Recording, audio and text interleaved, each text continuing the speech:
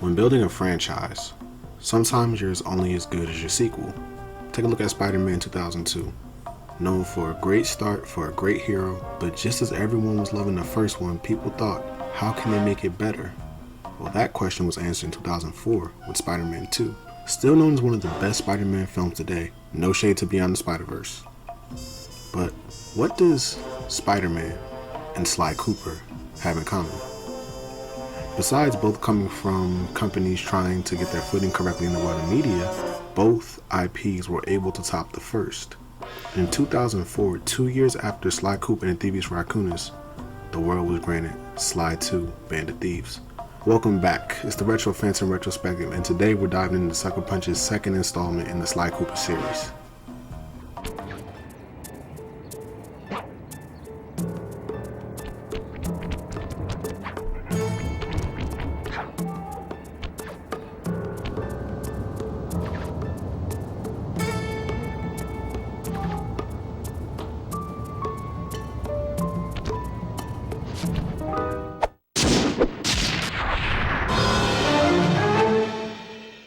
If you're a fan of this content and like to see more, I need y'all to steal that like button, leave a note in the comment section, and if you're new to my channel, don't forget to hit that subscribe button and that notification bell.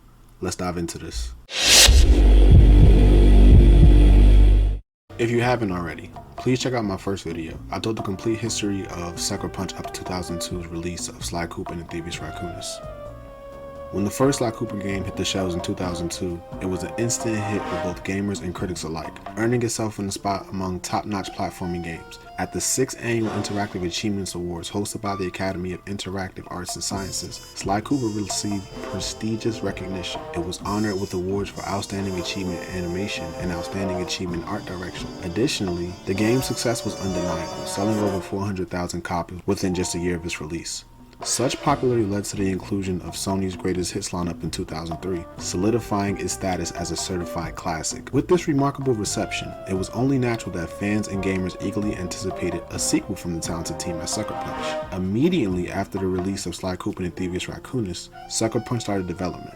Within a month of development, the theme of the game was established. While the first game was all about stealing what was rightfully Sly's, this game took a turn to the Oceans route. That's right, the main theme established for this game was about heists. According to designer Nate Fox, the heist in the Cooper gang they will pull off is akin to the heist from classic Hollywood films. As for the voice actors, all but one of the original voice actors return and reprise their roles. Sly Cooper, now age 20, is still voiced by Kevin Miller. Bentley, now age 20, is still voiced by Matt Olson. Murray, now known as The Murray, is age 20 and is still voiced by Chris Murphy. Inspector Carmelita Fox, now age 23, was replaced by Alazia Guildwell. The other newly added voice actors I'll get into later in the video.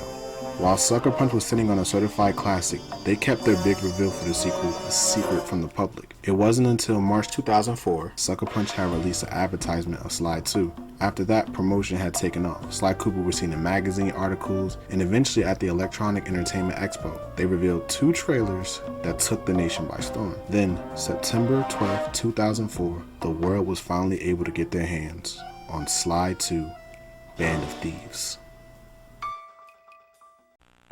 So Bentley, what's the job? Well, Clockwerk's parts have been stolen, and we are the prime suspects on Inspector Fox's list. She's really quite lovely when she's angry. Sly, we've got to clear our name. Oh, sorry. And the Murrinators got you covered. This is our biggest job yet, so we really have to work together, but the whole job is blown if we don't have someone at the controls. So, are you in? Rated E for everyone.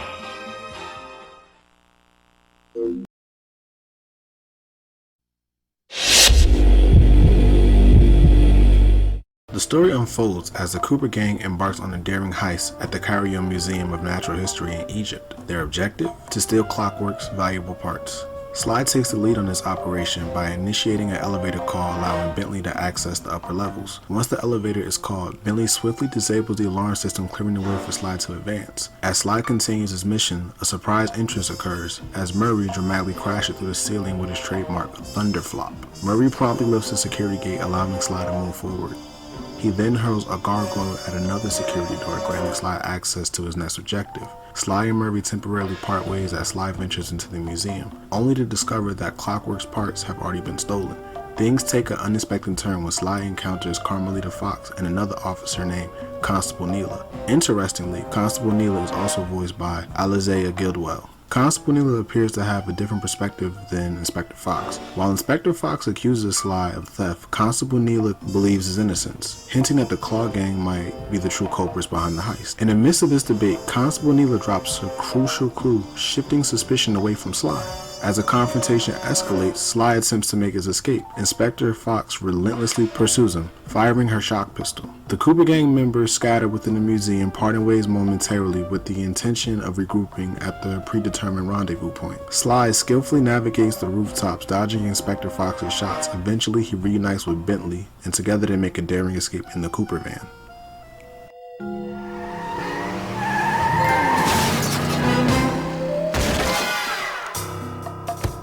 Carmelita's just as angry as ever. She's really quite lovely when she's angry. And that Constable Neela, was a reference to the Claw Gang just a slip of the tongue, or an intentional clue? Either way, it's our only lead on the missing Clockwerk parts. Clockwerk. He was consumed with jealousy for the Cooper clan's thieving reputation. Is it inappropriate to refer to him as a monster? No, not at all. What kind of person stays alive for hundreds of years with the express intention of wiping out a rival's family line? Imagine the hatred fueling that first decision to replace his mortal body with soulless machinery. Ultimately, it did the trick. Clockwerk lived on. He caught up with my parents, and I wound up in an orphanage. It's there that I met my pals, Bentley, the brains of our outfit, and Murray, the brawn. They turned out to be all the family I needed. 2 years ago, I thought I'd finished it. How naive to think I could so easily put an end to that kind of hatred. And now he's back. In pieces, sure, but the threat is real. Does the Claw Gang even realize what they've stolen? I don't know what's in my future, but I won't let it be a repeat of my past.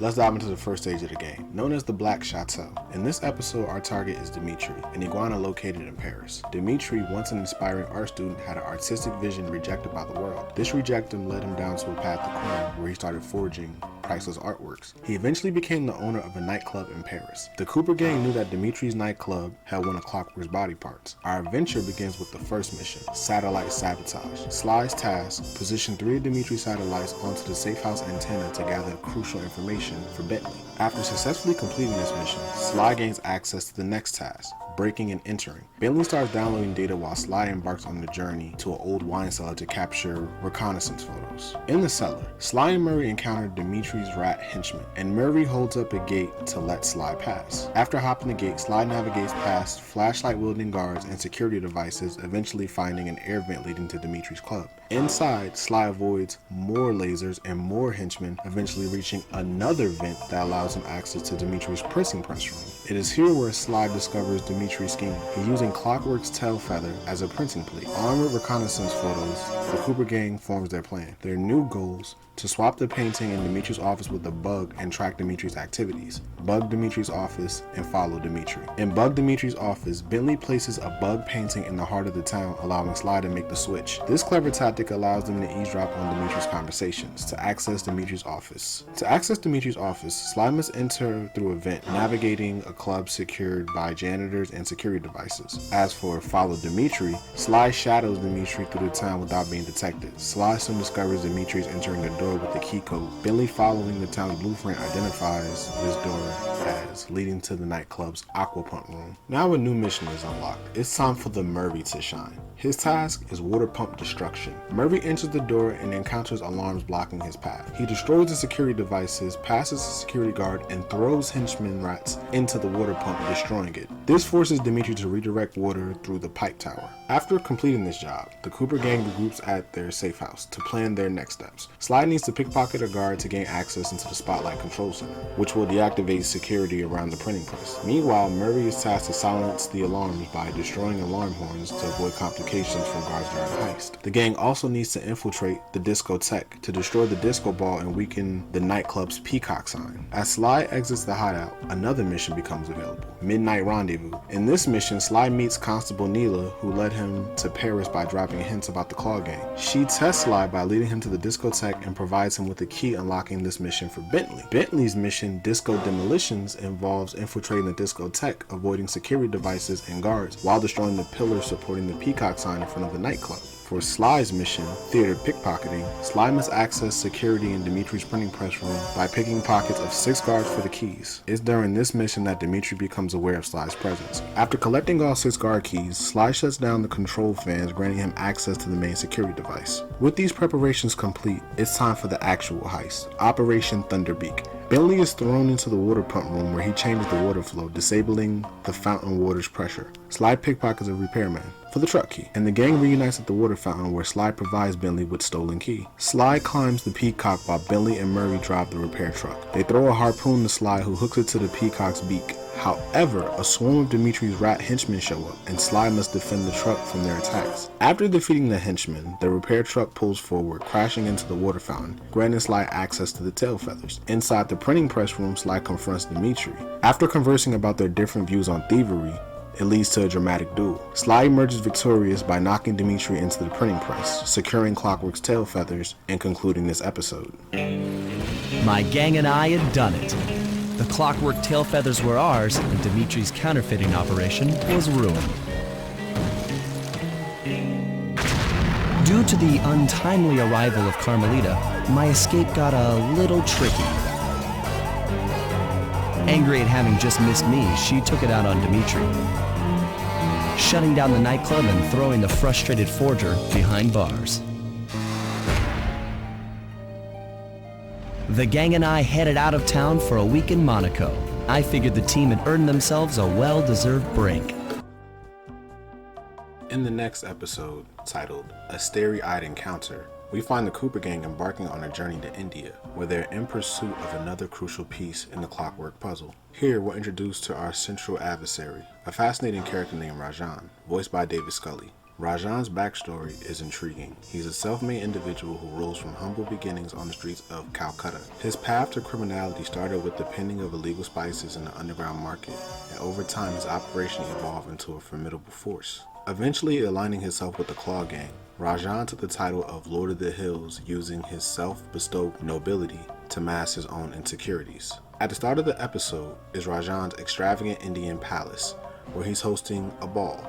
He plans to flaunt his latest prize, the Clockwerk wings, at this ball. This event becomes the focal point of the Cooper gang's mission, to steal the wings right under Rajan's nose during the grandeur of his ball. The episode starts with Sly scoping out the ball to see who's attending. Sly climbs the fruit branches, which leads him to the back of the ballroom.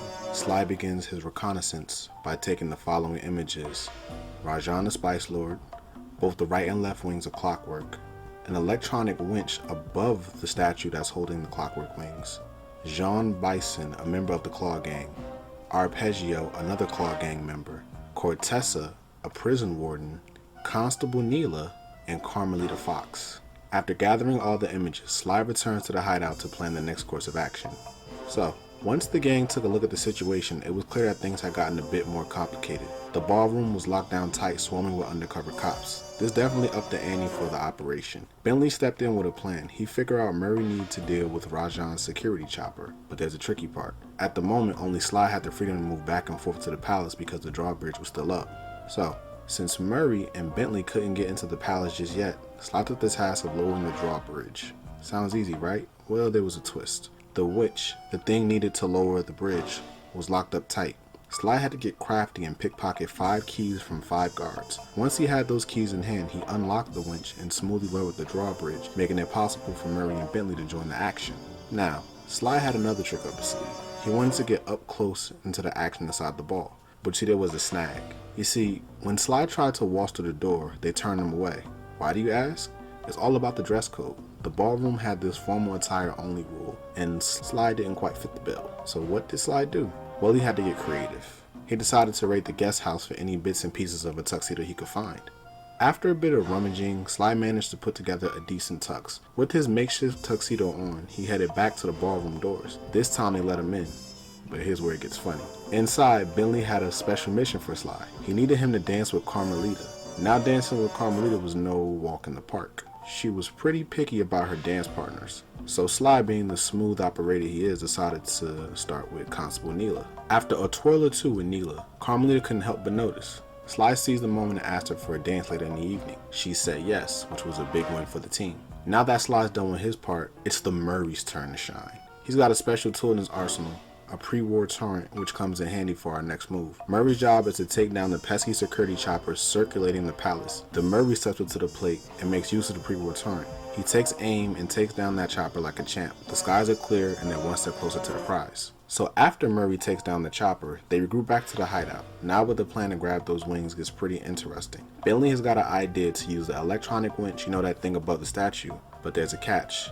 To even get those wings, Bentley's got to work some computer magic inside of Rajan's boardroom. They also need a tough saw blade to cut the wings off of the statue. Where do they find one, you ask? Well, Rajan has elephants with gems on top of their heads, which is the key of getting that saw blade.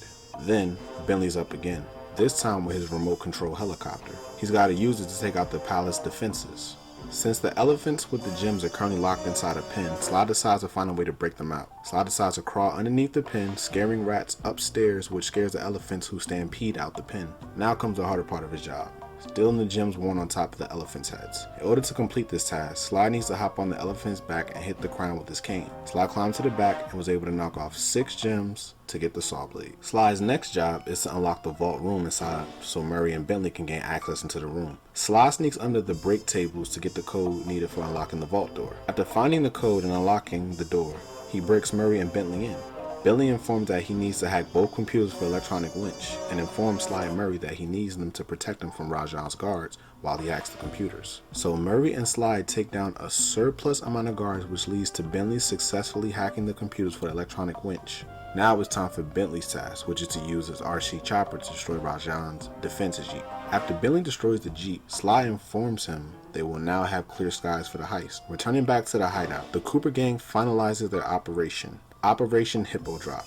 The plan is for Bentley to destroy the main bridge, where it would distract the guards from the Clockwerk wings and halt any reinforcements in the guest house. Sly's objective is to take Carmelita up on her offer for dancing at the ball, distracting the guests from Murray, who will cut off the wings from the statue. While Murray exits the palace, Bentley will watch over Murray with his RC chopper. As the operation unfolds, Bentley approaches the bridge, strategically planting 9 bombs on the upper and lower cleats, resulting in the structure's explosive damage. This diversion successfully captures Rajan's attention, prompting him to order his guards to investigate the catastrophe. With the bridge distraction in full swing, Sly smoothly transitions into his role, captivating the crowd with his dance moves alongside Carmelita. In the background, Murray stealthily makes his way to the statue, swiftly cutting the Clockwerk wings. Sly's mesmerizing performance keeps the partygoers oblivious to the heist until the dance concludes, sending the entire gathering into a frenzy, discovering the missing wings. Leaving his family's crest on top of Carmelita's hair, Sly slips away, while Murray confidently parades through the town. Aided by Bentley's support chopper, their escape is successfully executed. The episode concludes with a clean getaway in their van. After the gang and I got away with the Clockwerk wings, Carmelita blew her cover and started making arrests left and right. With his reputation in shambles, Rajan was forced to flee from his own party. He's now in hiding, somewhere deep in the jungle. The gang and I took a break and headed for Bollywood. It took some doing, but we eventually snuck Murray onto the set of a full-blown Indian musical. I was happy the guys got to unwind, but Rajan was still out there. And somehow, I knew things were about to get tough.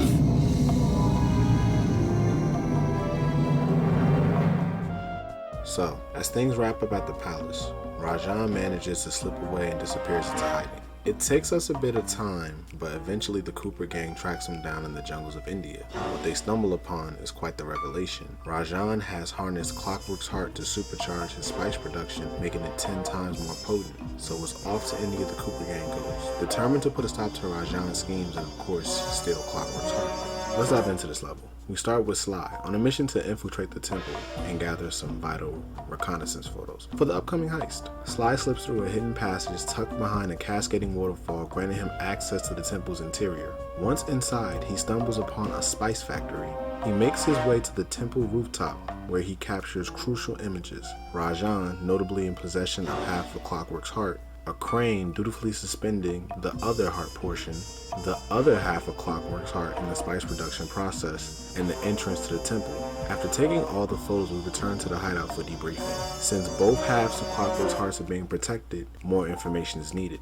A few tasks need to be fulfilled for their plans. Destroy a satellite that allows Rajan to listen in on the Cooper gang's communications, bug Rajan's office so they can eavesdrop on him, and lastly, steal spice prints off Rajan without being noticed. In order to take down the satellite monitoring their communications, they need to stop the elephant from powering the device. So, Sly steals 6 of the spice plants because according to Bentley, if someone eats too many spice plants, they go into a frenzy and destroy everything in sight. After Sly steals the spice plants, he places them in a food bag with the elephant. The elephant eats the food bag, causing him to destroy the satellite. For Sly's next task, we see an insect sitting in a pool.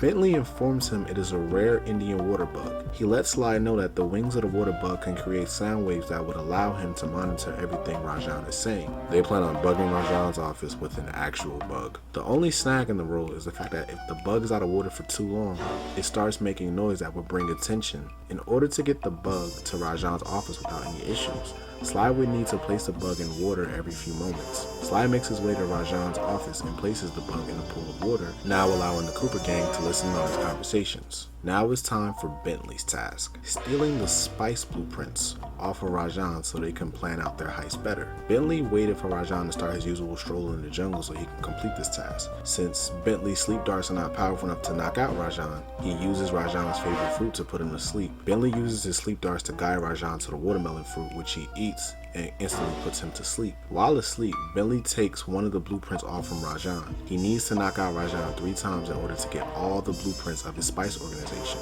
Back at the hideout, Bentley informs the crew that Rajan is now in hiding and needs to drive him out. Their plan is to piss him off enough so he comes running out. They plan on destroying the center of his operation, the spice grinder, then destroy the dam on top of the temple to draw him out since tigers don't like water. If all else fails, Bentley set up a deal with a crime ring to give them the ruby on top of Rajan's temple, and in return they'll give some explosive to flood the entire town, which then would probably force Rajan out of hiding and right into the Cooper gang's hands. As Sly embarks on his task, he unexpectedly crosses paths with Neela once more, who unveils a secret entrance into the spice factory. In a casual moment amidst the mission's intensity, Sly picks up the courage to ask Neela out on a date, which she responds with a promise to consider it once the mission concludes. Sly follows Neela through the town, ultimately guiding him through a concealed entrance. It's here that Neela affirms her agreement to the date once the mission wraps up. Inside the spice factory, Bentley imparts crucial information. Sly must gain access to a locked control box to lower Clockwerk's heart. To achieve this, Sly swipes 2 keys from 2 guards, successfully unlocking the heart's control box. As the heart tumbles, Sly secures Clockwerk's heart, marking the accusation for 1/2 of the heart for the Cooper gang. Now, Sly's next task is a daring one, the destruction of the spice grinder. The path to this target is obstructed by laser fences, yet a stroke of the luck comes to his aid when he discovers a barrel of TNT. Sly masterfully uses the barrel to blow up security devices controlling the lasers. With precision, he eliminates each laser fence, navigating past searchlights. Finally, he confronts the spice grinder itself. Guided by Bentley's instructions, Sly positions the TNT barrel strategically near the grinding wheel. Sly evades Rajan's henchmen using the TNT barrel as a clever disguise until he reaches the spice wheel. He then triggers an explosion, obliterating the spice grinder once and for all. The last task for Sly is now to take the ruby off of Rajan's temple for the local crime ring. In return, they will provide a cherry bomb 500 for their operation. Sly whacks the ruby a few times, making it fall off the temple. Now, it's Murray's turn to shine. He makes his way to where Sly is to pick up the ruby. Murray picks up the heavy ruby and with Bentley's help carries it to the meeting point of the local crime ring. Satisfied with the Cooper gang's accusation of the ruby, they keep their end of the deal, supplying the Cherry Bomb 500. Now, with Sly's checklist completed, it's Bentley's moment to shine. In a bid to lure Rajan out of the temple, Bentley devises a plan involving the destruction of the dam. Knowing that tigers like Rajan aren't particularly fond of water, his strategy seems promising. Bentley takes charge of Rajan's state-of-the-art autopilot attack helicopter, tucked inside of a truck. As he embarks on his mission, Bentley carefully navigates the chopper through the skies, unleashing its firepower on the dam. Evading enemy defense copters, he accomplishes his mission, reducing the dam to rubble and securing the autopilot attack helicopter in the process. Now that all the tasks are fulfilled, the Cooper gang returns to their hideout to plan and execute their heist. Since the options to flush out Rajan in hiding ended in a failure, they decide to blow up the elephant's mouth and turn the town into a complete ocean, forcing Rajan out so the Cooper gang can jump him and steal the other half of the Clockwerk heart. To execute this task, we start with the Murray, who takes center stage with prying open the elephant's mouth. As Murray undertakes this challenge, Bentley steps in to provide support from above, using the attack helicopter to deflect the relentless barrage of hunter-seeker bombs hurled in our way. Together, they succeed in parting the elephant's jaws, paving the way for Sly to introduce the Cherry Bomb 500 into the equation. After Sly escapes the explosive barrel, the town is swiftly submerged, forcing Rajan out of hiding. In a fit of anger, Rajan confronts the Cooper gang, challenging them to a showdown. Neela, seemingly an ally, joins the fray, aiding Sly in approaching Rajan. However, after a shocking twist, Neela abandons Sly, leaving him incapacitated. The Murray comes to Sly's rescue, engaging in a fierce brawl with Rajan. Ultimately, the results end in Murray's victory, and the acquisition of the other half of Clockwerk's heart is now in possession of the Cooper gang. But the victory is short-lived, as Constable Neela's true colors emerge. Instead of offering assistance, she betrays them, leading to Sly and Murray's arrest and framing Carmelita as a co-conspirator. As the dust settles, Bentley stands as the sole member of the Cooper gang still at large, ending this episode in a cliffhanger. Though statistically improbable, I had to face the facts. Neela had betrayed us, my teammates were captured, and I was all alone. While intellectually inferior, Sly and Murray had always been a rich source of sociological interest. The long walk out of the jungle gave me time to reflect, and with each passing step, my sense of isolation grew. Shockingly, my comrade's absence had a profound emotional effect on me. This was it. This was the true test of friendship. Upon reaching the van, my resolve was hardened. I had to save my friends. But first things first, I had to learn how to drive a stick shift.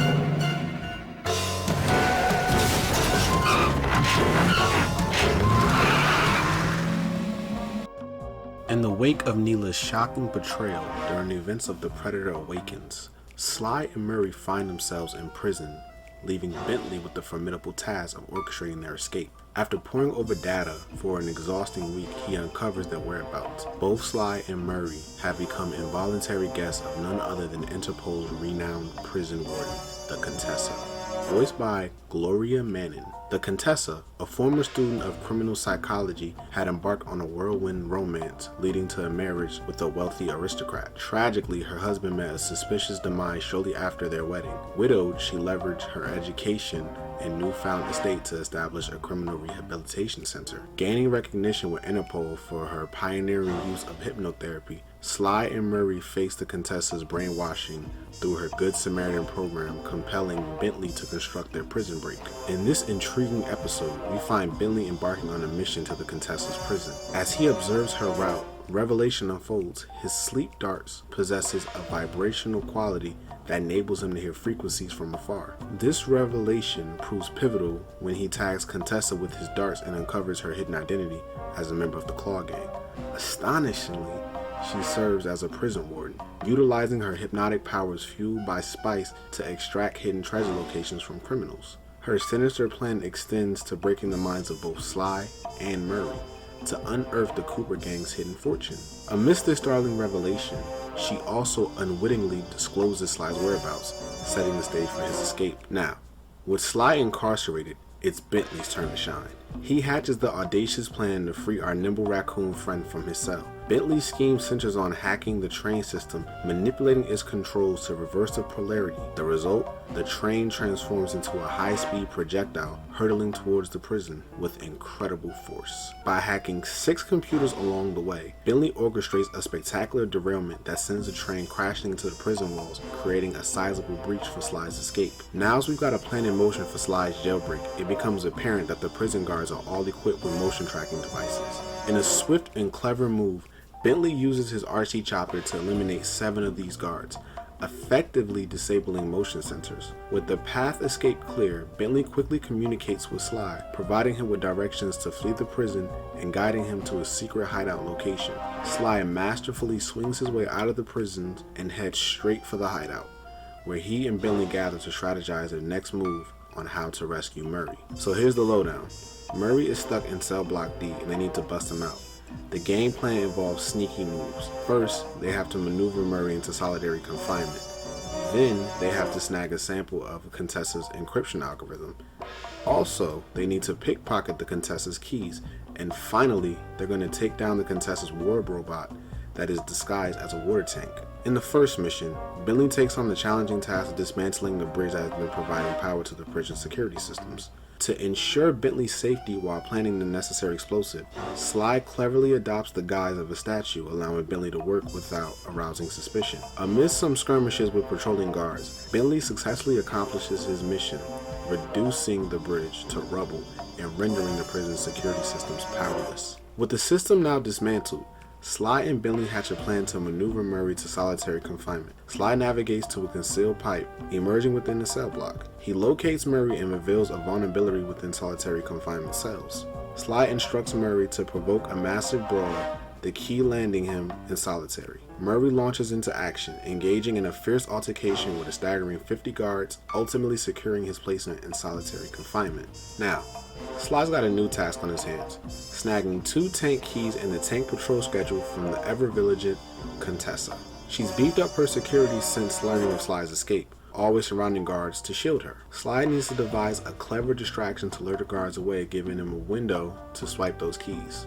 With each successful pickpocketing of the Contessa, more guards are called to protect her. But Sly's persistence pays off. On the 3rd go, granting him access to the tank's patrol schedule. With this crucial intel, the gang is now poised for the tank heist ahead. So now, in order to take down Contessa's war robot that is disguised as a water tank, Bentley, our tech genius, fills Sly in on a game plan. To take down this metallic menace, Sly needs to manipulate the lightning rods, making them zap the war robot. Sly tackles all 5 rods, setting off a spectacular chain reaction that ends with lightning striking the attack robot, obliterating it from existence. And just like that, another job well done for the Cooper gang. Now, moving on to Sly's next mission. He's tasked with obtaining a sample of the Contessa's encryption algorithm. Bentley's intel reveals a crucial detail. Each security station has a guard responsible for its maintenance. Sly's strategy involves pickpocketing the guards' keys and triggering the alarms. This clever ploy lures guards to the scene, where they input their access codes to silence the alarms. Sly deceitfully pickpockets 4 guards, skillfully setting off the alarms one by one and then positioning himself strategically to snap pictures of the access codes as they hurry to silence the alarm. With all the tasks done for stage 1 of breaking Murray out, it's now time for Operation Trojan Tank. Step 1. They use the Contessa keys to get control of one of her tanks, which Sly will crawl under the tank to sneak into the prison. They plan to blow the doors to the prison that gives them access to Murray's cell block and make their way to solitary confinement to break him out. Our daring operation kicks off with Bentley skillfully elevating the tank's height, ingeniously allowing Sly to slip underneath and venture into the prison depths. Sly and Bentley casually waltz through the prison gate, thinking it's just another tank. Bentley, ever resourceful, expertly shoots the doors open, granting Sly access. His path leads him to solitary confinement, where he finds Murray in a fidgety state. His consumption of the spice is threatening to unleash destructive chaos. The gang decides to use the hypno devices to amplify the spice effects and free Murray. Sly's task is to reach a control box, requiring Bentley's expert hacking skills to deactivate the laser devices. Once all the systems are online, Murray succumbs to a furious rage, breaking free from his cell. Now free, he needs to use his newfound strength to obliterate the mind-controlling devices. As he regains control, the gang rejoices in Murray's return to normalcy. Heartened by the retention of the Clockwerk heart, The Contessa, however, emerges stunned in belief, attempting to flee as the gang gives chase. The gang makes their way outside to confront her, but she deploys her spider bombs in a frantic escape, ultimately retreating to her blimp, thus ending this Jailbreak episode.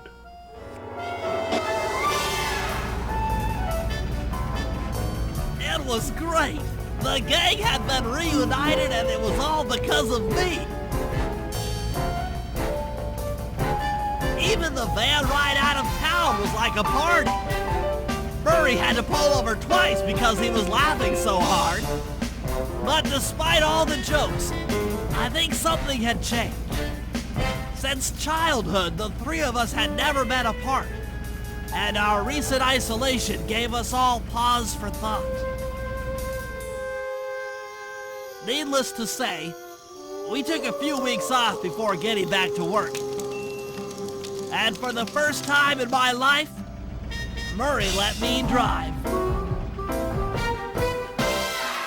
In the next thrilling episode, A Tangled Web, the Cooper gang, now reunited and seeking retribution, discovered that the elusive Contessa, who had previously eluded them at the prison, had taken refuge in her nightmarish Gothic castle estate, a fortress that would strike fear into the heart of any thief. Underrated by the daunting prospect, our gang pressed forward. They soon learned that the Contessa, once a covert member of the Claw gang, now possessed the Clockwerk eyes, adding another layer of intrigue to their mission.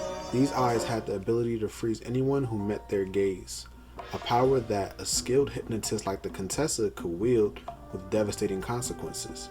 News of her corruption had even reached Interpol, prompting Constable Neela to receive funding for an army of mercenaries to confront Contessa. As they ventured into this treacherous war zone, the gang knew they had to act swiftly, for the situation was poised to increase rapidly. Our journey into this level begins with Sly's mission to capture recon photos before infiltrating the re-education tower. These crucial images include a patrolling boat belonging to Neela's army, a glimpse of Neela's HQ, Contessa's escape blimp from the previous episode, and Contessa's assault tank. As Sly advances to the re-education tower, he stumbles upon a distressing sight, the Clockwerk eyes and Inspector Carmelita Fox being held captive by the Contessa. It becomes apparent that the Contessa is using the Clockwerk eyes to slowly manipulate Carmelita's mind. The Contessa reveals her sinister plan, intending to brainwash Carmelita and becoming her close confidant to divert suspicion about her involvement with the Claw gang and their spice operation. Carmelita is trying to explain that she is an honest cop framed by Neela, is held captive because she knows too much. With Bentley urging Sly to take photos and leave to avoid detection, Sly refuses to abandon Carmelita to such fate. Nonetheless, he agrees to complete the mission with a promise from Bentley that they'll return to rescue her. Additional photos of an old terminal, Carmelita, the Clockwerk eyes, a mind shuffler, and one of Contessa's elite shadow guards are taken before the gang regroups to the safe house to formulate their plan. Back at the hideout, the Cooper gang launches into action, crafting a strategy. The castle is on high alert, embroiled in a conflict between Neela and Contessa. Their mission: secure the Clockwerk eyes by manipulating these two powerful adversaries. The gang's plan involves kidnapping the head of security for interrogation. Sly and Bentley venture into the lower town levels to construct a nefarious bad mojo box, intent on disrupting the Contessa's mind-shuffling operations. In parallel, Sly must capture a few restless spirits and instill fear in Neela, forcing her to boost her arsenal. As we dive back into gameplay, Bentley's mission kicks off with him delving into a crypt, stumbling upon a peculiar contraption known as a bad mojo collector. This semi-magical device has the peculiar ability to absorb bad mojo. Bentley's task is to gather dark energy, which conveniently streams from spouts on the crypt's ceiling. However, it's not as straightforward as it seems. Bentley warns that handling bad mojo is dangerous, and it's a potent, sinister force. If he takes even a single hit while carrying the collector, it will be ruined, and his fate sealed. Murray initially underestimates the task's complexity, but soon realizes the danger. There are 4 crypts to explore, each fraught with death traps that Bentley must cleverly use against attacking guards. Once Bentley amasses sufficient bad mojo, he's primed to take down the mind shuffler. Now with Bentley's part complete, it's time for the Murrays to step into the spotlight. In this mission, Kidnap the General, Murray saw an elderly bat known as General Clawfoot ascending a nearby ramp. Bentley described him as one of the toughest soldiers around, the head of the castle security. Murray hesitated, not wanting to harm the general, but Bentley offered a solution. The general's vulnerabilities are fire and water. This guy is durable to any attack as long as you don't throw him into the ocean. This knowledge will prove invaluable as Murray carried the general out of the castle with plans to use him as a living projectile against any guards obstructing their path. Back at the gang's safe house, Bentley wielded a white feather to tickle information out of Clockwerk, including all the important security codes to the castle gates. Now we've arrived to Sly's latest mission. His objective? To summon ghosts and spook Neela into creating a rift between her and the Contessa that the gang can exploit. Sly ventured into a nearby crypt, disturbing the tomb of evil wolf priestess and unleashing a handful of trapped ghosts. With Bentley's guidance, Sly's Bayoucom was equipped to capture each ghost on camera. After successfully photographing all 9 spirits, Sly headed to Neela's headquarters, where he released the ghost down her chimney. The paranormal activity sent Neela into a frenzy, attributing it to Contessa and gearing up for a showdown with added firepower. As we venture into the next stage of this episode, we find ourselves back at the hideout. Reflecting on the successful manipulation of the feud between Contessa and Neela, Bentley lays out the next steps of their plan. Sly is tasked with acquiring a voice modulator and discreetly installing it beneath Neela's headquarters. Meanwhile, Murray's mission is to steal one of Contessa's formidable tanks and use it to neutralize the mercenaries, effectively sending a power message to Neela's loyalists. Finally, Bentley is preparing to return to the crypt, where he'll power up the computer and initiate a rescue operation for Carmelita. In the next leg of our adventure, Bentley takes center stage with a crucial mission: reactivating the dormant terminal beneath Contessa's castle to orchestrate Carmelita's rescue. As he ventures into the crypts, the absence of power becomes a concern. Sly expresses his worries about hacking the computers without it. Fortunately, General Clockwerk's intel proves invaluable. He had earlier mentioned a mobile power source at the end of a treacherous hallway. This power source, an acid battery, would be Bentley's lifeline as he gingerly navigated through the traps posed real danger. With the battery on his back, Bentley courageously hacked 3 computers one by one, re-establishing power to the old terminal and the re-education tower and setting the stage for the next phase of the daring rescue. Now let's talk about Murray's role in this operation. His task involves putting some pressure on Neela's mercenaries to ensure a smoother heist. With Neela's recent acquisition of bombers, her army has become rather enthusiastic, which will spell trouble for the gang. To keep things under control, Murray has to get behind the wheel of one of Contessa's tanks,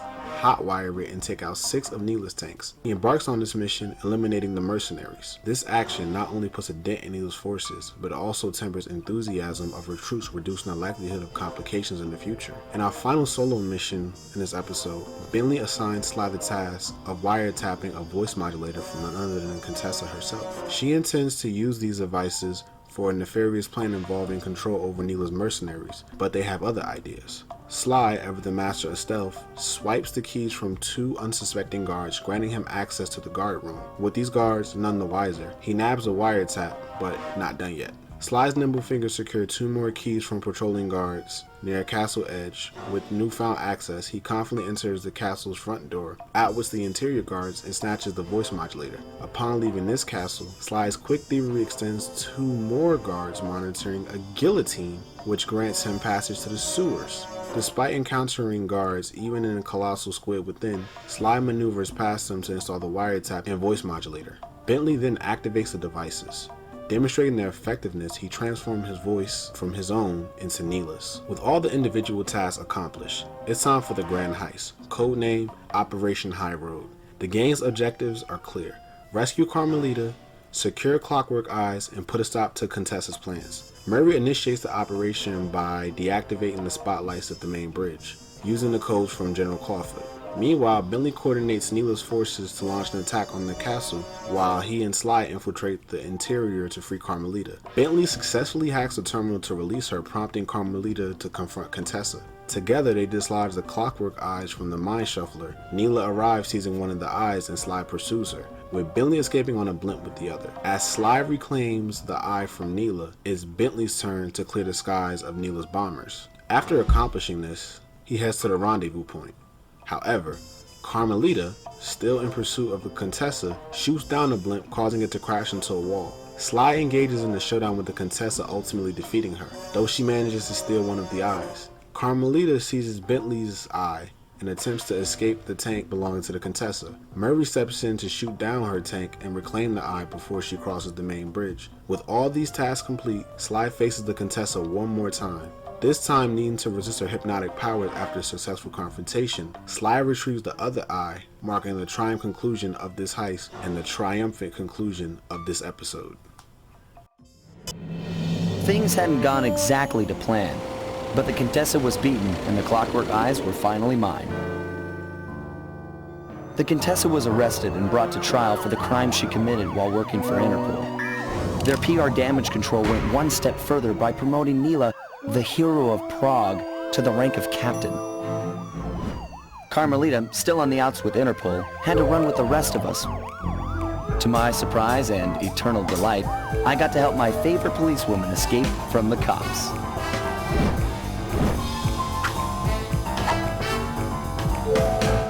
I tried to put it all out of my mind. This claw business was spiraling out of control, and I knew that my gang was at the center of it. We'd be back in action soon enough, but for now, well, we just laid low for a while.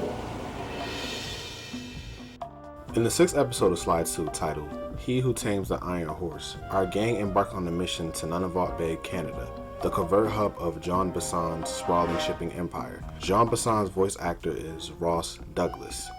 The backstory of this enigmatic figure unfolds.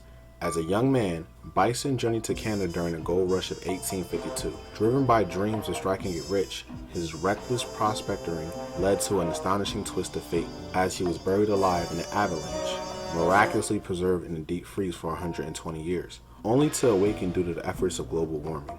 Bison's ambition centered around taming the rugged wilderness, damming every river, relentlessly felling trees. His spice shipping operation for the Claw Gang serves as a means to fund his one-man war against nature. Despite his villainous actions in the modern era, one can't help but feel a touch of sympathy for this relic of the 1850s. Sly ponders the curious notion of what low-tech individual like Bison might do with Clockwerk's robot parts, a mystery that is bound to unravel in due time. In this mission, we start the usual reconnaissance route. Bentley assigns Sly with the task of covertly infiltrating Bison's cabin to gather vital information about the locations of Clockwerk's parts. Sly, displaying his agility, propels himself off a wall to hook on to reach the cabin.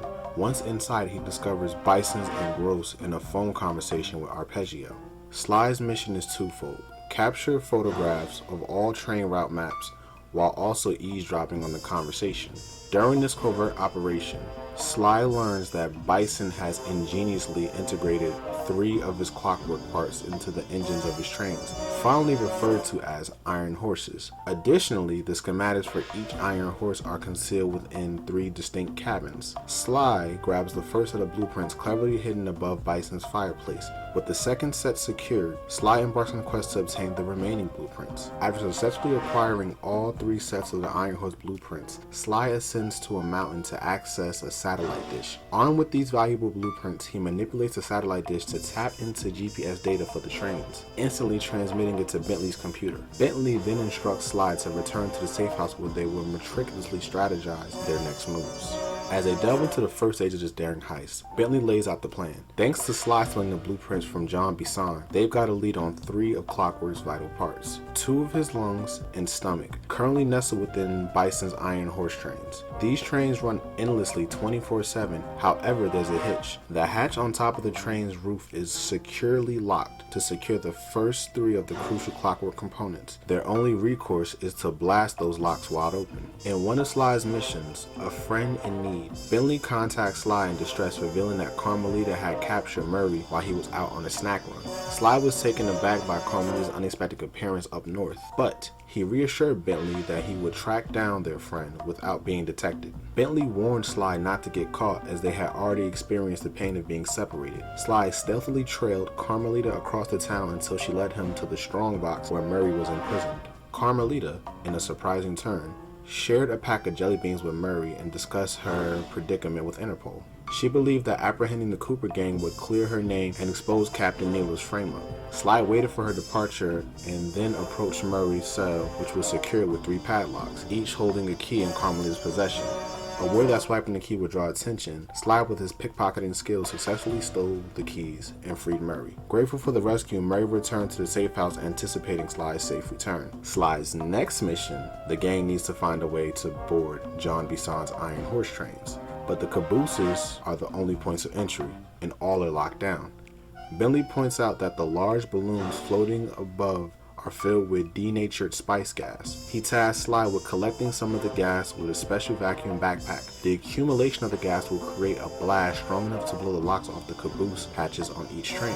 The spice gas gets very unstable at lower altitudes, so Sly will need to land directly on the caboose in order to avoid getting blown up himself. Murray acquires an ice plane and uses it to lift Sly up to where the balloons are. Sly uses his paraglider to make his way from the balloon to another balloon. The spice gas gets lighter than air, so whenever he pops a balloon, it collects the gas and it will be kept aloft. When the gas tank is filled with spice gas, Sly paraglides down to the caboose of the iron horse and quickly sets the tank on the lock and then jumps off the train just as it explodes. He returns to the ice plane and collects 2 more tanks of gas to use on the other 2 trains. With the locks on each caboose hatch gone, the Cooper gang are now able to access each train. With Sly's successful demolition of the 3 hatches, the stage is set for Bentley to step into the spotlight. His mission, execute a daring train robbery and secure the first Clockwerk lung for the first iron horse. Sly provides Bentley with a crucial tip. The first iron horse is rapidly approaching and he must leap onto the caboose, gaining entry through the hatch. Bentley embarks on this journey, maneuvering through the train's interior, navigating past lasers, scaling its roof, and neutralizing guards en route. After a hazardous journey, Bentley reaches the train's forefront where he skillfully detaches a Clockwerk lung. So, back at the hideout, Bentley was all praises for the team, and rightfully so, for flawlessly executing the first task and securing one of Clockwerk's lungs. But here's a twist, tackling Iron Horse 2 and 3 won't be a walk in the park. Iron Horse 2 has beefed up its surveillance, which means Bentley has his hands full neutralizing their air support. Then, it's Sly's turn to work some magic by sneaking aboard the train to nab the next piece of Clockwerk. To catch up to Iron Horse 3, they need to unlock a handcar, and that means getting their hands on a few cups. So here's the deal.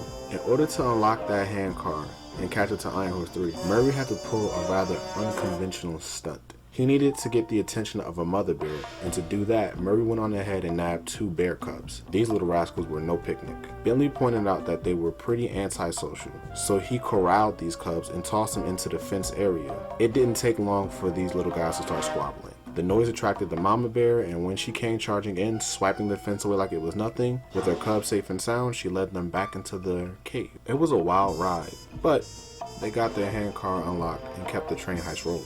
See what I did there? To tackle aerial defenses, shielding Bison's second Iron Horse train, Bentley embarked on a daring mission. He bravely leaped onto the second Iron Horse train, swiftly deploying his trusty RC chopper to eliminate the defenses obstructing their path. With a newly installed cannon, he skillfully engaged hands-on enemy targets while bombing those lurking below, including guards and missile launchers. As the fortifications crumbled under Bentley's precision, he gave the green light for Sly to join the operation, allowing him to board the locomotive and seize the coveted section of the Clockwerk lung.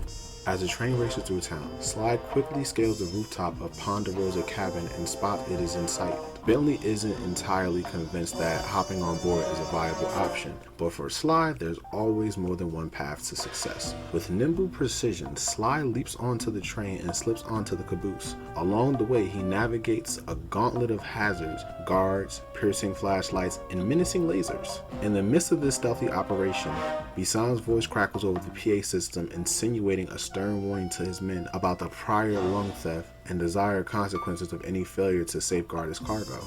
Finally, Sly reaches Clockwerk's elusive right lung and secures it. All that remains now is the audacious endeavor to seize Clockwerk's stomach. Alright, moving right along to the operation, named Operation Choo Choo. With the lung safely in possession, it's now time to go after the stomach. With Murray's handcar skills, they're able to catch up with Iron Horse 3. Once they get in close proximity, Sly's gonna sneak onto the train and snatch the stomach, while Bentley takes to the skies and provides air support. As the Cooper gang embarked on their daring mission, they commandeered the unlocked handcar, racing up to catch up with Iron Horse 3. Sly took the lead, infiltrating the train via caboose. While Bentley and Murray remained on the handcar, Sly navigated past John Bison's henchmen, ultimately arriving at the train car, housing Bison himself. Though Sly managed to slip by, Neela suddenly appears in her aircraft, challenging Sly to a duel instead of confronting her directly. Sly called upon his little friends, as Neela referred to them, and Bentley launched his RC chopper to engage Neela in aerial combat. After a fierce exchange of firepower, Bentley inflicted significant damage on Neela's aircraft, forcing her to retreat. With the path clear, Sly pressed on through the train, reaching the engine compartment, where the Clockwerk stomach had been affixed. Bentley prepared to drop the bomb down the smokestack to dislodge the engine block that was interrupted by Neela's return. In another climactic showdown, Bentley succeeded in destroying Neela's aircraft, sending her out of control as she defiantly declared that no one could stop her. Bentley resumed the operation, detonating the bomb to release Clockwerk's stomach, which Sly promptly secured before making their escape. The gang and I had pulled off the impossible. We'd successfully robbed all of John Bisson's iron horse trains, and we were walking away with 3, count them, 3 Clockwerk parts. And as a bonus, we shut down spice distribution in all of North America. Needless to say, we were pretty pleased with ourselves. Can't say the same for Carmelita. Once again, the framed policewoman had to run from the cops, which was fun at first, but I'm starting to feel a little sorry for her. I mean, what if they replace Carmelita with someone else? I don't want another cop on my tail. She's a big part of why this is all fun. Sooner or later, I'm gonna have to figure out a way to clear her name, some way other than turning myself in.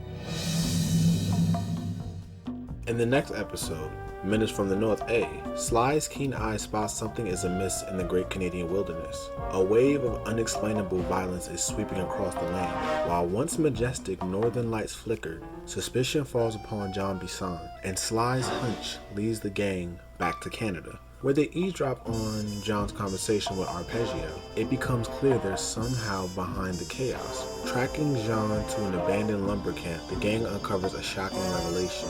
John Bisson possesses the Clockwerk talons, using them mercilessly to clear-cut vast force. For Sly, it's a matter of both ridding the world of Clockwerk and saving the environment from Bisson's warped notion of progress. He is determined to halt the destruction and remind us that the world doesn't need yet another soulless strip mall. To prepare for the upcoming heist involving the Clockwerk talons, Sly embarks on a reconnaissance mission, capturing crucial photos of the area to assist Bentley in devising a strategic plan. These essential shots encompass a bear patrolling the central region, John Bisson's heavily guarded house situated near a colossal waterfall, the sawmill blades responsible for rolling logs of potential harm, and a distant boat located along the track from the sawmill blades, resting in the sea opposite the safe house. Having compiled this vital information, Bentley directs Sly to investigate the lighthouse, which proves to be a challenging task due to a locked front door. Sly slips through a narrow gap at the base, gaining entry. Inside, he photographs additional elements, including a spinning device known as the spinner, a front door positioned directly across from his entry point, a battery charger situated above the spinner responsible for charging the Northern Light battery, and lastly, John Bisson himself wandering within the room. While eavesdropping on Bisson, Sly learns of his intention to host the Lumberjack Games and display the Clockwerk talons as an enchanting prize. With this revelation, the Cooper gang decides to enter the games as part of their daring plan. As they gear for the next daring escapade, the Cooper gang comes up with a rather unconventional plan. To secure the talent, it involves infiltrating the Lumberjack Games, and to do that, they must first master the art of logging. Sly's job takes the lead in tracking down a frozen logging guide, a vital piece of the puzzle. Their intelligence also hints that Arpeggio's quest for another battery, which sparks the audacious idea they could stow away inside that very battery in their upcoming episode. The only issue is they need more info on where the battery is at. In our quest to locate the Northern Light battery, we turn to Maury's unique task known as RC Combat Club. To infiltrate this club, Murray adopts the guise of a moose and must emerge victorious in a competition to extract vital information about the battery's whereabouts.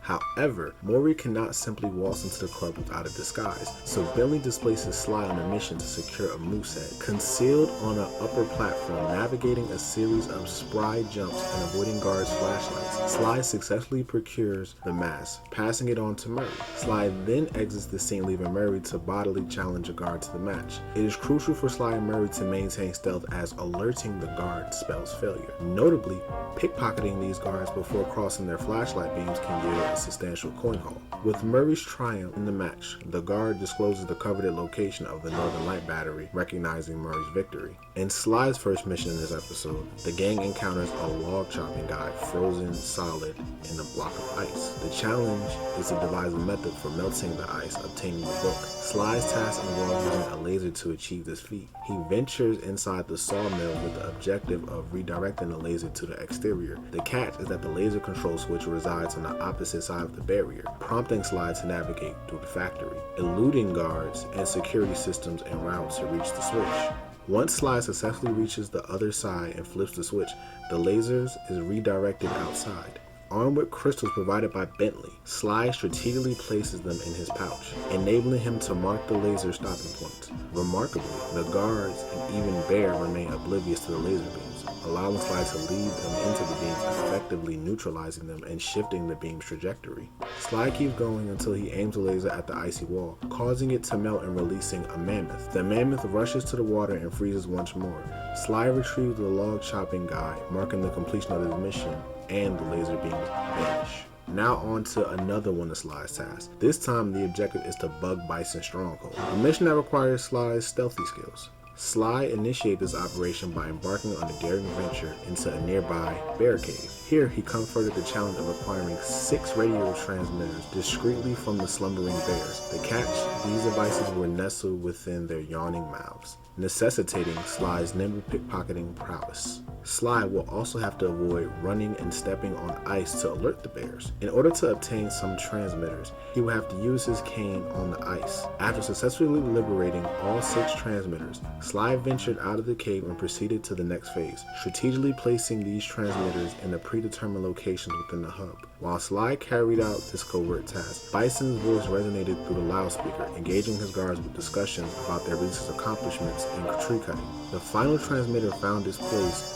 The array came, enabling the game to eavesdrop on Bison's forthcoming conversations with ease. Now that they wrapped up the initial phase of the heist, Bentley and the team huddle up to strategize their next move. Bentley meticulously prowls over the log chopping guide and quickly realizes winning the lumberjack games by the book is simply out of the question. So they decide to take matters into their own hands. Bentley develops a plan involving a daring theft of an eagle egg, a bit of a tampering with the battery that Arpeggio is fixated on, and a sneaky break-in at the lighthouse. Their mission, to drain the battery of every ounce of power, ensuring it never gets a chance to recharge. It's clear that they are venturing into riskier territory, but the thrill of outsmarting their adversaries keeps them focused and determined. Now, diving back into gameplay, the task is to acquire an eagle egg, but it's not that straightforward as it seems. Murray is tasked with destroying the local oil mains, a task that is beyond his strengths alone. To assist him, Bentley uses a clever strategy involving a bear with an unusual talent. This bear might be blind and nerve dead, but its sense of smell is extraordinary. It's drawn to the scent of fish, so Bentley takes charge by introducing explosives into the water, propelling the fish skyward to land near Murray. Once he collects these fish, Murray's mission to hurl them at the oil mains, allowing Old Grizzleface to demolish them. Interestingly, during this mission, the bear remains completely docile, never posing a threat, even if you hold a fish. However, be cautious outside of this mission, as the bear won't hesitate to attack if he spots you. In this stage, Bentley's mission to disable the Northern Light Battery, a task that has become feasible thanks to Murray's inside information from the RC Combat Club, the gang pinpointed the silo housing the battery, situated conveniently next to the lighthouse. Their objective is to siphon off the energy from the silo utilizing the grappling hooks affixed to 3 nearby boats. Sly takes the lead by scaling the silo attached to these hooks, with Murray playing a crucial role in throwing Bentley to each boat of the hook. However, if Bentley has his hover pack gadget, he can independently reach these boats. Once on board, Bentley initiates a hack of each boat's steering controls, aligning them for Sly's hook attachment. Once all 3 hooks are secured, the battery power drains, rendering the situation safe for their next move. Now let's dive into Sly's mission. Bentley's plan involves using an eagle egg as a strategic advantage against John Bison in the upcoming lumberjack games. To obtain this egg, the gang must venture into an iceberg situated a half a mile away from the lumberjack camp. Sly's daring task is to paraglide there, riding these drives created by the fiery destruction of the oil mains. It is a journey, as getting close to these flames will result in a fiery fate at the hands of Old Grizzleface. Adding to the challenge, Sly must skillfully navigate past Canadian eagles soaring this way as he approaches the iceberg. Upon successfully stealing the eagle egg, His return journey involves hopping onto icebergs for the voyage back off to the shore, all while safeguarding this precious cargo. Once the egg is secured and back at the safe house, the gang is now fully prepared for the upcoming Lumberjack Games. As we approach the final mission before the operation, a crucial task looms on the horizon, disabling the Northern Light Battery, which continues to accumulate energy, posing a threat. In this collaborative endeavor, Sly, Bentley, and Murray must unite their skills to infiltrate the lighthouse and halt the power surge into the Northern Light Battery. Sly's role is pivotal, scaling the lighthouse and accessing it through the hatch. His descent demands stealthy takedowns of guards while evading piercing spotlights. Meanwhile, Bison's persistent announcement about the upcoming Lumberjack Games echoed through the loudspeaker, spurring his men to practice diligently. Sly's journey culminates on the ground floor, where he shadows a barricading chair granting Bentley and Murray access. Bentley assumes control, hacking the computer to reverse the energy flow, while Murray shoulders the weight of lifting the main circuit breaker. This effort allows Sly to ascend the power lines, ultimately enabling him to overload the system from its apex. As they gear up for the official heist, Operation Canada Games, Bentley unveils a cunning strategy that leverages our recent endeavors to gain advantage in the Lumberjack Games. Our plan entails planting an inconspicuous egg in Bison's possession while engaging in the Lumberjack swinging, halting John Bison during his ice wall climb, and discreetly greasing the logs of the bowling competition. Alright, let's dive into this operation. The Cooper gang decided to run the Lumberjack Games, a high-stakes event to gather their hands on Clockwerk talent. The plan hinges on Sly keeping a low profile to avoid blowing their cover, especially concerning John Bison, who mustn't recognize him. So, it's all about stealth and strategy as they navigate this risky competition and pursue their prized target. Bison graciously welcomes fellow lumberjacks to the competition, but they must first pay the entry fee. The gang complies, securing their spots in the event. The initial challenge unfolds as a power chopping contest, with Murray confidently stepping up to participate. With sheer strength, he cleaves through the log, impressing the judges who awarded him a perfect score of 3 10s. Meanwhile, Bentley seizes the opportunity to discreetly slip the stolen eagle egg into Bison's pocket, inciting a racist eagle attack that unrevers Bison, resulting in him earning an abysmal score of 3 zeros from the judges. In a bid to rectify their mistake, the intimidated judges hastily correct their ratings, granting Bison a full set of 3 10s as he prevails in the contest. The second contest, we've got an ice wall climbing challenge.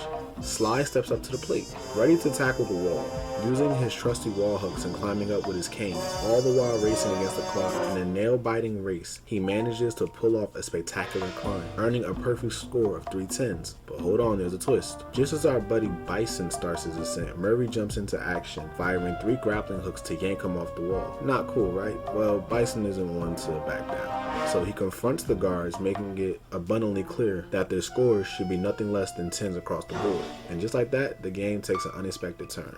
Now it's time for the spinning log contest. With Bentley taking the lead, he skillfully hops from log to log as they dip beneath the water surface, successfully enduring the challenge as securing 3 more perfect 10s for the Cooper gang. Meanwhile, as John Bison prepares for his turn, the gang engages in a conversation about his cheating. They come to a realization that no matter how they attempt to sabotage him, his intimidating presence would undoubtedly sway the guards into awarding him a flawless score.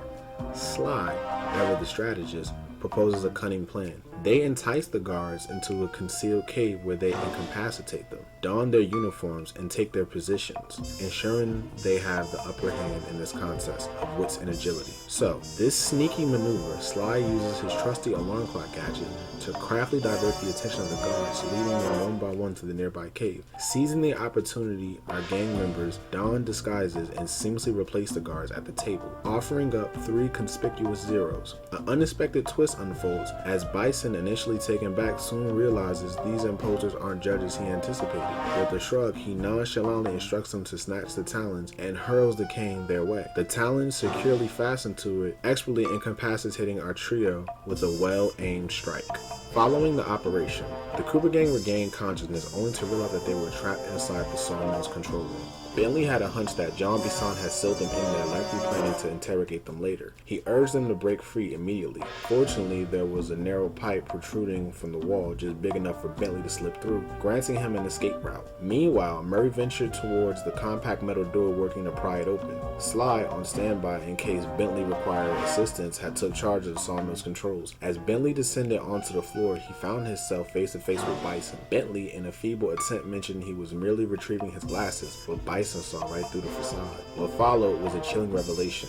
While the gang lay unconscious, Bison and his henchmen had ransacked their safe house, stumbling upon all their hard-work clock-earned parts. To Bentley's utter dismay, they not only sold these precious parts, but also the talents to Arpeggio, leaving them in a state of sheer horror, fueled by Bison's taunting and insulting, labeling him stupid. Bentley's determination ignited. He saw this as an opportunity to showcase his intelligence of turtles once and for all. With tension mounting, an unexpected boss battle unfolded, marking Bentley's debut in such a face-off. Sly, under Bentley's strategic guidance, manipulated a network of switches, triggering a fire pit, saw blades, and log traps. Amidst this confrontation, Bison summoned his henchmen for support and resorted in hurling dynamite. Despite the odds, Bentley emerged triumphant, leaving Bison sprawled on the ground. Bewildered by the unexpected defeat, Sly and Murray joined Bentley. Congratulations filled the air for his remarkable victory over Bison, securing their freedom from captivity. As they pressed on with the mission, a critical moment unfolded. One of Bison's henchmen urgently alerted him through the intercom about the arrival of Arpeggio's blimp, precisely within 1 minute. This blimp held their prized clockwork parts, and there was no room for error. They intended to reclaim them. With the silo battery conveniently nearby, they knew they had to act swiftly. Racing against the clock, they dashed outside and swiftly reached the silo, wasting no time in concealing themselves within. Within mere moments, as if fate were on their side, the blimp descended right before their eyes, setting the stage for the next chapter. As we shut ourselves into the Northern Light battery, it became black. For a few long minutes, we just sat there in darkness. No one dared to talk for fear that Jean Bisson's men might discover where we were hiding. Time seemed to have stopped. And then, we felt it. We were being lifted up to Arpeggio's blimp. It was all so strange. The focus of all our schemes had been stolen from us. Our clockwork parts were gone. Looking around the inside of the battery, I knew we all felt it. Failure. I was twitchy and ready for action. Any action. Bentley tried to make some sense of the situation by drawing up meaningless plans. But Murray took it the worst. He just sat there sobbing while the team van floated away over the horizon. That van was his life. I knew I'd have to find a way to make it up to him. In the grand finale mission, aptly titled Anatomy for Disaster, we find Sly, Bentley, and Murray aboard a colossal airborne fortress. Their destination set for the far reaches of the Atlantic Ocean. Time is of the essence as they delve into their research on their formidable foe, Arpeggio. Voiced by Sam Mowry, this mastermind had once been a bright student at an esteemed boarding school, boasting unmatched academic prowess. However, dreams of soaring through sky were forever grounded by his undersized wings, driving him on a quest for a cure. His relentless pursuit eventually led him to the dark world of crime, where he assumed the role of the Claw Gang's chief inventor. It became apparent that Arpeggio played a pivotal role in re-engineering the clockwork parts of the gang's nefarious collective and individual endeavors. With all the parts now in Arpeggio's grasp, the looming threat of Clockwerk's revival hung heavy in the air. Fully aware of the catastrophic consequences such as a resurrection would entail, Sly was determined to thwart this scheme at all costs. In this thrilling episode, Sly takes on a covert mission to infiltrate Arpeggio's HQ. Aiming to thwart his dark plan of resurrecting Clockwerk, guided by Bentley's detection of potent magnetic fields, Sly paraglides to a smaller blimp near the colossal fortress, tasked with capturing recon photos to gauge Clockwerk's reconstruction progress. As he infiltrates the blimp through a discreet vent, the gang uncovers the ambitious project of Clockwerk's revival, but remains relieved to find out Clockwerk is still dormant. Sly documents crucial components, including magnetic inducers and Clockwerk's dormant head. Unexpectedly, Neela's presence alongside Arpeggio hints to a deeper alliance, and Sly captures incriminating photos, realizing the urgency of the situation. the gang hatches a plan for Sly's reverse polarity of the spinning inducers, effectively dismantling Clockwerk. Sly adeptly pickpockets keys to access the inducer control station, triggering a chain of events that cause Clockwerk to plummet to the ground, emitting an eerie glow but remaining intact. Neela and Arpeggio are drawn to the scene, with Arpeggio revealing his obsession with transferring his consciousness into Clockwerk's frame for immortality. Sly denounces this, leading to a revelation that Arpeggio orchestrated Neela's involvement, meticulously acquiring the Clockwerk parts and unveiling a sinister plan involving spice consumption, anger, and hypnotic lights to manipulate Paris. As the blimp leads to Paris, Sly confronts Arpeggio cruelly, but Neela portrays Arpeggio and integrates herself into Clockwerk, becoming Clockla. Eliminating Arpeggio and embarking on a destructive rampage, left with this looming threat, Sly retreats to the gang's hideout, determined to devise a strategy to confront Clockla and save the world of her destructive grasp. Back at the hideout, Bentley shares a glimmer of hope with the team.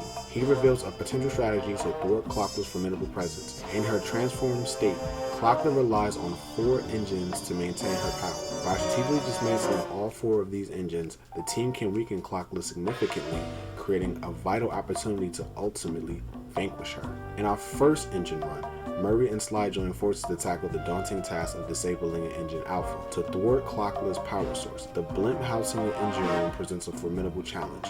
With 5 wall-mounted power stations scattered throughout, Murray flexes his mighty muscles to demolish these power stations, allowing Sly to enter the engine block. Inside, electrical and lasers awaits, making any misstep fatal. Sly skillfully navigates this hazardous terrain, reaching the 2nd floor.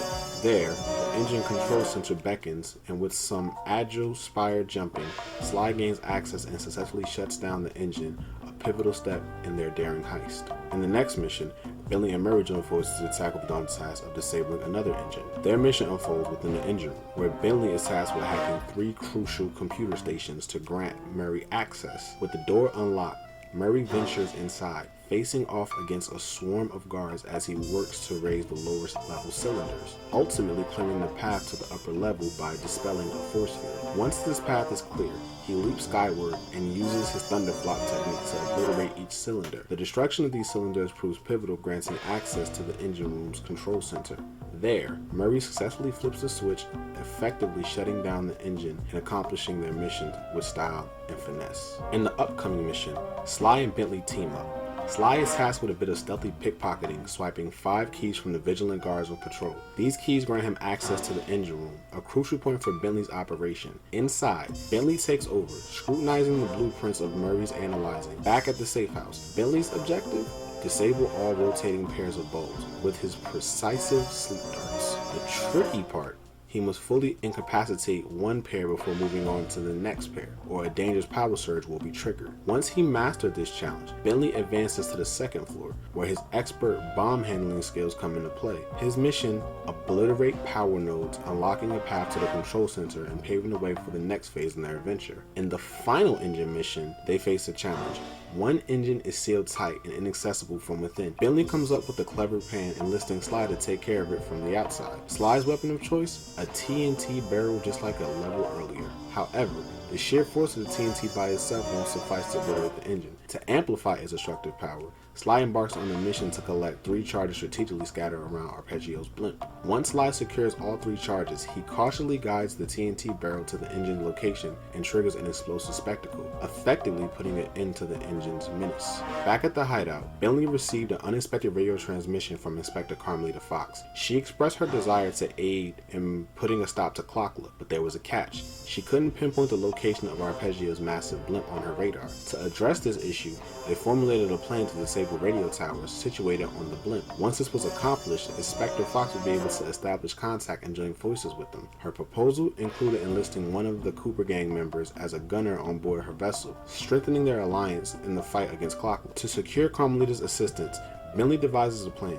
Sly must ascend 4 tower structures using the Mega Jump Pack to activate them. The mission commences with Bentley outlining they need to transmit a radio pulse to guide Carmelita towards Arpeggio's blimp. Sly takes on the challenge, reaching the top of 4 colossal towers to immense scale. Empowered by the Mega Jump Pack, he executes extraordinary leaps, landing on each tower with the Ninja Squire jump, generating a pulse from each. These pulses converge the blimp's central pillar, a signal that Carmelita intercepts, steering her straight forward to the location. As Carmelita reached Arpeggio's blimp, it fell onto Sly to operate the helicopter's gun and confront Clockwerk. After enduring substantial damage, Clockwerk crashed into the blimp, triggering a fiery explosion in the midst of the chaos. She snatched the Northern Light battery containing Bentley and Murray and flew away as the blimp disintegrated. Sly embarked on a daring glide towards Clockwerk, navigating a falling blimp in debris. Upon reaching her, Clockwerk released the battery and Sly initiated a fierce assault on the mechanical bird, reminiscent of the showdown with Clockwerk and Sly Cooper and the Thievius Raccoonus. Within a final strike, Clockwerk plummeted into Parson Lake. The gang rejoiced, believing that they had vanquished their adversary, only to be stunned as Clockwerk reactivated. Bentley deduced that Clockwerk's power source might be the hate chip. With Murray's help, he pried open her beak, revealing a holographic projection of Neela, vowing relentless pursuit of nocturnal retribution. Bentley swiftly disarmed her by detonating a bomb inside of her mouth, who lamented the retention of her hate. Bentley extracted the chip moments before Clockwerk's impending donation, but in the process, the fallen bird's head struck Bentley, leaving him with broken legs. Murray rushed to aid just as Clockwerk erupted in a final explosion, ending the narrative.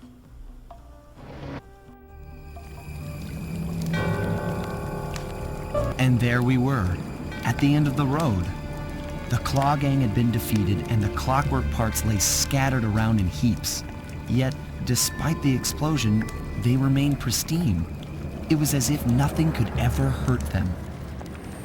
Carmelita cursed herself for showing up too late to get a few shots in on Clockwerk. So she took it out on what was close at hand, the hate chip. And just like that, it was over. Without that core piece, that essential center of Clockwerk, there was nothing left.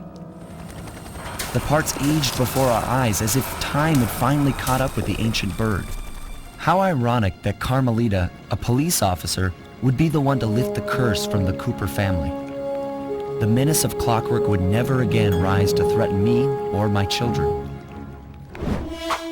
True to her nature, she informed us that we were all under arrest. But one look at my gang told me that we were in no shape for a fast getaway. So I offered to go peacefully in exchange for letting my friends walk. They'd taken some bruises through all of this, but I was surprised, shocked really, to see them leave their gear behind as they walked away. Their wounds were deeper than I'd imagined. Those guys were hurting. Carmelita's old police unit soon arrived. With me in custody, her name was cleared, and she even got a well-deserved promotion. It was the least I could do. The ride to HQ started with us sitting in silence, trying to read each other's thoughts. As the reality of my capture started to sink in, she began to relax, and we got to talking. We spoke freely about our previous adventures, comparing notes and even getting in a few laughs. Then we started talking about, well, everything. Books, music, art. It was like we were on a first date. She even showed me the bottle she'd been saving for the special occasion of my arrest. My heart sank when she realized that our short flight across town had already taken 2 hours, a fact I'd kinda clued into after seeing the Eiffel Tower float by 17 times. She went forward to ask the pilot what was up, and it looked like my pals had left me a little going-away present before taking off. Floating away on the night breeze, I could faintly make out Carmelita's voice. I'll find you, Cooper!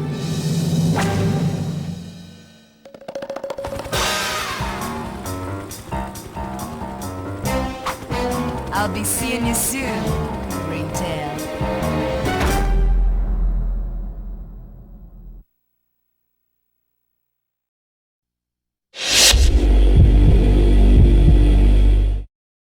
Sly 2 offers an engaging gameplay experience centered around the protagonist, Sly Cooper's stealth and agility skills. Much like his predecessor, building upon the abilities he acquired from the Thievius Raccoonus, such as dive collection technique, ninja squire jump, and rail walk, Sly retains his signature moves in this installment.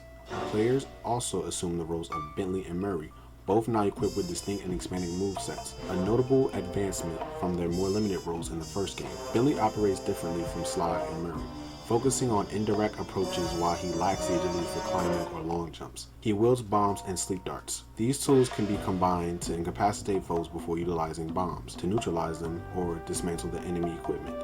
Bentley's hacking agility, presented as a top-down stick shooter when interacting with enemies and computers, further diversifies his gameplay. In contrast, Murray employs his raw strength to confront enemies head-on, employing techniques like Diablo Fire Slam, Thunderflop, and Fists of Flame. His power allows him to dispatch groups of guards with ease, and he can hurl objects and foes or slam them forcefully. As with the previous game, Sly 2 comprises episode sets in various locations, each focusing on a broader objective rather than just treasure keys. This approach often culminates in grand heists. In these larger hub levels known as hubs, players find safe houses that facilitate character switching and evasion. Additionally, each hub contains 30 clue bottles that can unlock vaults harboring power-ups or accessing smaller levels within the hub. The introduction of pickpocketing enhances gameplay. Sly can steal coins, loot from guards, covering the ladder, and sellable items. Treasures scattered on pedestals throughout the hubs offer rewards if successfully brought back to the hideout. Power-ups or gadgets can be purchased using collected coins from ThiefNet, an online store. These gadgets cater to the character's strengths, ranging from Sly's stealth tools to Bentley's gadgets and Murray's combat enhancements. Now, for players only using the PlayStation 2, the USB headset feature allows them to distract nearby guards with the microphone. Vocal communication and biocom chatter from out-of-range characters are channeled exclusively through the headset, enhancing immersion. Reimagining the health system, Sly 2 replaces the one-hit death mechanic with a thief meter, depleting on attacks or contact with hazards. When emptied, the character respawns on an ongoing task restart from a checkpoint. Health pickups from defeated enemies or broken objects refill the meter. Beneath the thief meter, the gadget meter decreases with the use of power-ups. Refillable via health packets, the gadget meter impacts power-up abilities and encourages strategic usage. In examining the characters' colors and their development, it's fascinating to see how these hues align with the true personalities and growth throughout the series. In Sly Cooper and the Thievius Raccoonus Retrospective, we touched upon the significance of colors, and this time it's even more evident. Blue, often associated with royalty, freedom, intuition, and imagination, takes center stage, and Sly 2 Band of Thieves is all about freedom. It's evident in the level designs and gameplay, and notably in our main character himself, Sly Cooper. Sly's expanded skill set in this game mirrors the freedom he now enjoys. Sly is the only character that can crawl, climb, and open safes unlike other characters. His intuition shines as he now places trust in his partners in crime, marking significant character development. He has to rely on his friends.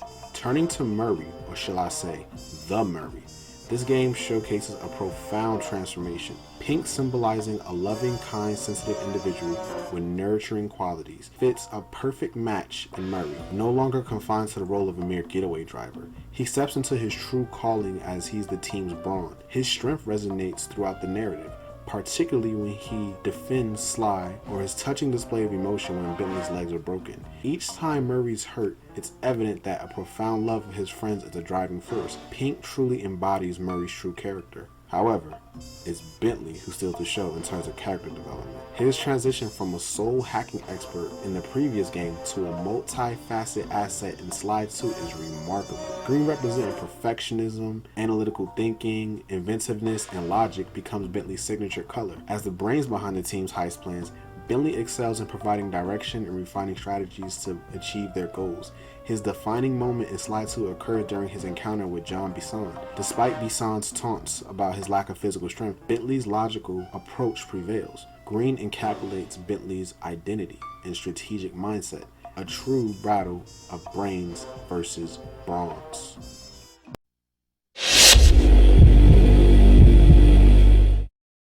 Sly 2 Band of Thieves, released in 2002, follows the footsteps of his predecessor, Sly Cooper and Thievius Raccoonus, but it elevates the series to new heights. The first game was undeniably fun, a bit short and tailored towards a younger audience. Sly 2 takes everything that was great about the original and expands upon it, offering a longer, more intricate adventure that retains the original's charm while offering a more refined and comprehensive experience. The story picks up where the first game left off, with Sly Cooper on a mission to retrieve parts from Clockwerk, the villainous robotic bird, to ensure they don't fall into the wrong hands. However, he discovers these parts have been stolen and scattered across the world by the Claw Gang, an interdimensional criminal network. Sly, accompanied by his loyal friends Billy and Murray, must now embark on a globe-trotting adventure to reclaim these parts, all while evading the relentless Inspector Carmelita Fox and the new addition, Constable Neela. The game's presentation feels like it's been plucked from a high-quality animated movie, offering a colorful and engaging setup. In Sly 2, players take control of Sly, Bentley, and Murray, each with unique abilities, making gameplay diverse and exciting. Sly remains stealthy and agile, while Murray steps into his role as the team's powerhouse. Sly 2 impressively weaves into his levels into the overachieving narrative. Each episode feels meaningful as you're consistently working towards the grand heist. Unlike many platformers with meaningless levels, every objective in Sly 2 contributes to the main heist, creating a more sense of purpose and progression. The cooperative single-player gameplay enhances this experience, emphasizing teamwork among the characters. The capers are diverse and tentative, memorable, and offering exciting payoffs at the end of each episode. While Sly 2's structure and gameplay are impressive, its relative ease may disappoint veteran gamers. The platforming and stealth mechanics are quickly mastered, and the boss battles follow simple patterns. Nevertheless, the game's length and variety for the lack of challenge.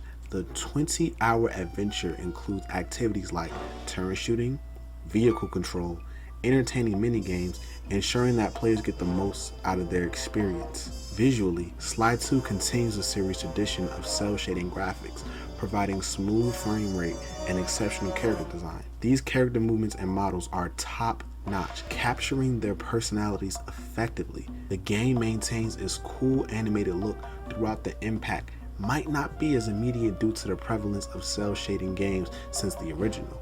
The soundtrack adds to the cool factor, with music that complements the heist theme and dynamically responds to the gameplay. Voice acting is mostly excellent, with Bentley's character standing out as he guides players through objectives. The script is well written, enhancing character development and humor throughout the game. In summary, Sly 2 Band of Thieves is a fantastic game that appeals to the fans of the original 3D platform enthusiasts, as well as a well-structured story, varied gameplay, and exceptional presentation like an enjoyable experience for players of all ages. Whether you're revisiting the series for the first time, Sly 2 offers captivating entertainment and adventures worth your time. And if I had to say it, I gotta give it. Sly Cooper gets a 9.5 out of 10. This game is structurally phenomenal. I encourage you to try it out. If you enjoyed this retrospective, don't forget to hit that like button and show your appreciation. And if you haven't already, I encourage you to drop a comment below with your thoughts on Sly Cooper or any other classic games you'd like me to explore in the future. Also, make sure you hit that subscribe button and ring that notification bell so you never miss out on future retrospective. Your support means the world to me. This is the Retro Phantom, signing out.